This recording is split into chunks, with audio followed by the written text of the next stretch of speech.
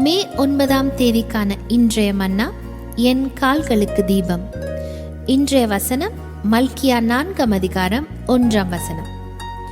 இதோ சூளையைப் போல எரிகிற நாள் வரும், அப்பொழுது அகங்காரிகள் யாவரும் அக்கிரமம் செய்கிற யாவரும் துரும்பாயிருப்பார்கள்.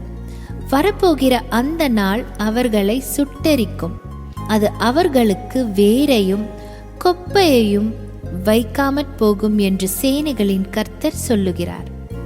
தீர்க்கதரிசிகள் மூலம் தேவன் நியாய தீர்ப்பின் நாள் நிச்சயமாக வரும் என்று அறிவித்துள்ளார். அது பயங்கரமான மற்றும் அச்சுறுத்தும் நாளாக இருக்கும். அதை சாதாரணமாக எடுத்துக்கொள்ள முடியாது. இதே நாளை அப்போஸ்தலர் 17ஆம் அதிகாரம் 31ஆம் வசனத்தில் குறிப்பிடுகிறது. மேலும் ஒரு நாளை குறித்திருக்கிறார்.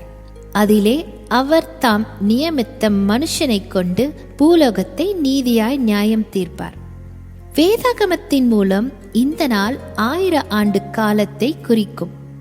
2 பேதுரு 3ஆம் அதிகாரம் 8ஆம் வசனம். அந்த காலத்தில் கர்த்தர் பூமியில் நீதியான தீர்ப்பை நிறைவேற்றுவார். ஆனால் மல்கியா நூலில் குறிப்பிடப்படும் கோபமும் நெருப்பும் முழு 1000 ஆண்டுகளுக்கும் தொடர்ந்து இருக்காது. ஆனால் அது ஒரு முக்கியமான பகுதியாக தீமையின் தீவிரமான சுத்திகரிப்பு மற்றும் அழிப்பின் காலமாக இருக்கும்.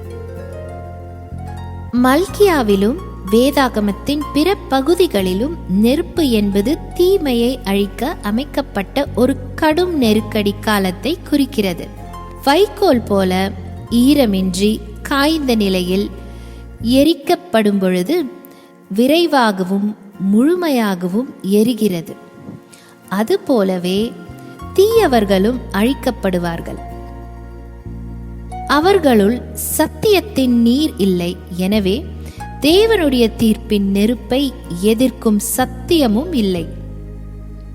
தீர்க்கதரிசி ஏசாயா இதை ஏசாயா 66ஆம் அதிகாரம் 15 முதல் கொண்டு 16ஆம் வசனம் வரை உறுதிப்படுத்துகிறார்.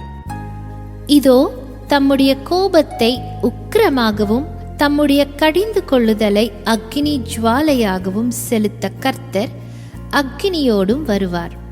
பெரும் காற்றை போன்ற தம்முடைய ரதங்களோடும் வருவார்.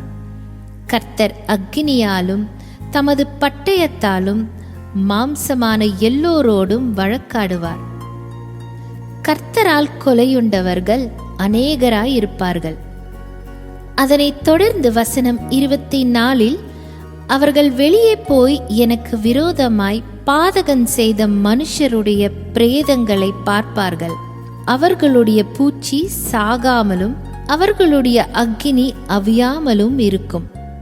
அவர்கள் மாம்சமான யாவருக்கும் அரோசிகமாயிருப்பார்கள் என்று துன்மார்க்கர்கள் அழிக்கப்பட்ட பின் அவர்களின் அருவருப்பான நினைவை குறித்து பேசியிருக்கிறார். சங்கீதம் 21:9 இதை உறுதிப்படுத்துகிறது. உமது கோபத்தின் காலத்திலே அவர்களை அக்கினி சூளையாக்கி போடுவீர்.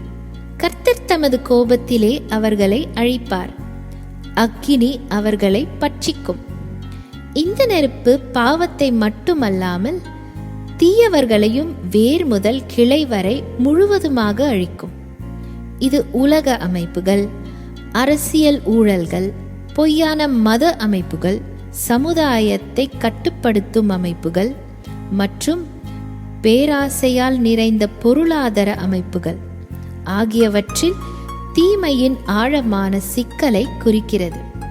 இந்த கிளைகள் அனைத்தும் தேவனுடைய தீர்ப்பின் முன் இடிந்து விழும். வரலாறு இதை போன்ற சரிவுகளின் சாட்சிகளை நமக்கு காட்டியுள்ளது.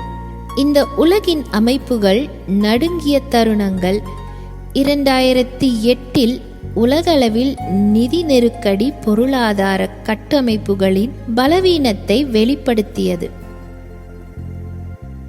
2020 முதல் கொண்டு 22 காலகட்டத்தில் கோவிட்-19 தொற்று நோய் உலக அளவில் வணிகம், மத கூட்டங்கள், அரசியல் நிலைத்தன்மை மற்றும் சமூக விதிமுறைகளை சீர்குலைத்தது. இவை வரவிருக்கும் மகத்தான அக்கினி பரிசுத்தத்தின் முன்னறிவிப்புகளாக இருக்கின்றன. இது 2 தெசலோனிக்கேயர் 1:7-8 கூறப்பட்ட தீர்ப்புடன் ஒத்துள்ளது. தேவனை அறியாதவர்களுக்கும் நம்முடைய கர்த்தராகிய இயேசு கிறிஸ்துவின் சுவிசேஷத்திற்கு கீழ்ப்படியாதவர்களுக்கும் நீதியுள்ள ஆக்கினியை செலுத்தும்படிக்கு கர்த்தராகிய இயேசு தமது வல்லமையின் தூதரோடும் ஜுவாலித்து எரிகிற அக்கினியோடும் வானத்திலிருந்து வெளிப்படும் பொழுது அப்படியாகும்.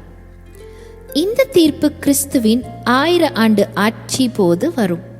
அப்பொழுது சத்தியமும் நீதியும் உலகமெங்கும் பரவிடும். ஆனால் அதுவரை வெளிச்சம் இன்னும் பிரகாசிக்கிறது. உயர்ந்த அழைப்பை ஏற்றுக்கொண்ட நாம் அந்த வெளிச்சத்தில் நடக்க வேண்டும். நம்மில் யாரும் குளிர்ச்சியாகவோ அல்லது அலட்சியமாகவோ மாறக்கூடாது. ஏனெனில் கிறிஸ்து எச்சரித்தபடி, நீங்கள் ஓடிப்போவது மாறி காலத்திலாவது ஓய்வு நாளிலாவது சம்பவிக்காதபடிக்கு வேண்டிக் கொள்ளுங்கள். மத்தேயு 24:20. குளிர்காலம் என்பது கடுமையான சூழ்நிலைகளை, வளர்ச்சி இல்லாத நிலையையும் குறிக்கிறது. அப்பொழுது தப்பிப்பது கடினம். எனவே நம்முடைய மன திரும்புதலை தாமதிக்கவோ நாம் அர்ப்பணித்த வாழ்க்கையை விட்டுவிடவோ கூடாது. பலியினால் யாவேவுடன் உடன்படிக்கை செய்துள்ளோம். நாம் நம்முடைய சரீரங்களை தீமையின் கருவிகளாக அல்ல, நீதியின் பாத்திரங்களாக அர்ப்பணிக்க வேண்டும். வரவிருக்கும் கோபத்திலிருந்து தப்பிக்க எப்பொழுதும் தயாராக இருக்க வேண்டும். நெருப்பு இறங்கி சத்தியம் நிலை பெறும் பொழுது தீயவேர் அகந்தை இடியும். குளிர்கால ஓட்டத்தில் ஓடாமல் ஒளியில் நிலைத்து தைரியமாய் நடந்திடுவோம். ஜெபம். யாவே தேவனே, உமது தீர்ப்பின் வார்த்தைகளுக்கு நாங்கள் நடுங்குகிறோம். ஆனால் நீதியில் நடக்க எங்களை அழைக்கும் உமது இரக்கத்தில் மகிழ்ச்சி அடைகிறோம். எல்லா வகையான தீமையையும் விட்டுவிட்டு நாங்கள் உங்கள் உடன்படிக்கையில் உண்மையாக இருக்க உதவும்.